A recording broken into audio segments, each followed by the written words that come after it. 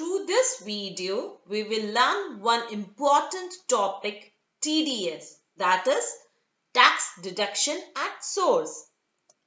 TDS is a form of direct tax which is collected from people at the time of various payments like salary, commission, professional fees, etc. Basically, the concept of TDS was introduced with a view to collect direct tax at the very source of income. TDS enables reduction of tax evasion. It also enables the government to get tax amount much in advance. Under TDS, person liable to deduct TDS is known as deductor. Deductor is a person who is basically making payment of any of the specified transactions like salary, rent, interest, professional fees, etc. Whereas person whose TDS is deducted is known as deductee. TDS will be deducted from the amount payable to the deductee who is providing any of the specified transactions. It is important to note here that deductor is generally the buyer of the goods or services, whereas deductee is generally the seller of the goods or services. Post deduction of TDS, the deductor is required to carry out important duties. First is timely deposit of TDS deducted with the government.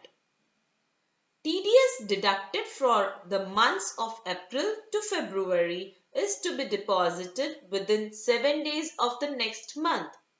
Say for example, TDS deducted in the month of October is to be deposited on or before 7th November, whereas TDS deducted during the month of March is to be deposited within 30th April. Now let us talk about second important duty of the deductor, which is filing of TDS return. TDS return is to be filed on quarterly basis. Return for the first quarter, that is April to June, is to be filed on or before 31st July. Return for the second quarter, that is July to September, is to be filed on or before 31st October. Return for the third quarter, that is October to December, is to be filed on or before 31st January. And return for the fourth and last quarter, that is January to March, is to be filed on or before 31st May. Last important duty of the deductor is issuance of TDS certificate to the deductee. The employer is required to issue TDS certificate in Form 16 to the employee for TDS deducted on salary.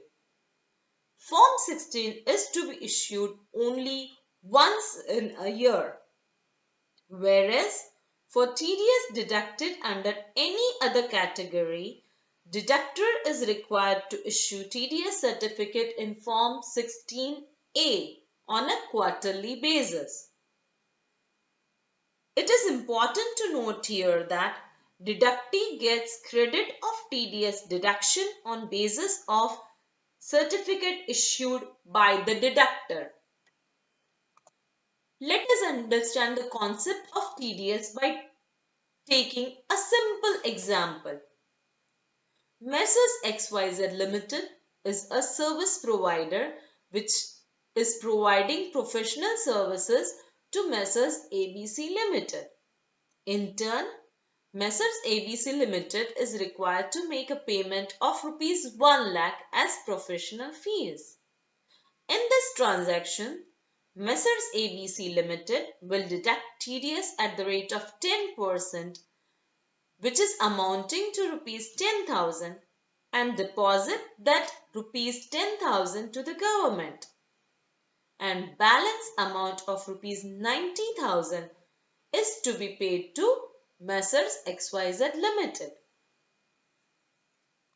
In case deductor fails to comply with any of the duty, he will be liable to pay late fees, which is 1% per month in case of non-deduction of TDS, 1.5% per month in case of non-payment of TDS, and rupees 200 per day in case of non-filing or late filing of TDS return.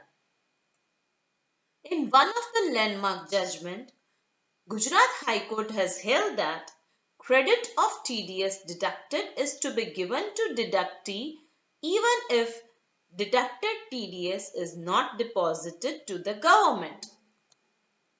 Kindly subscribe to our channels to stay updated on taxation and corporate law. Thank you for watching.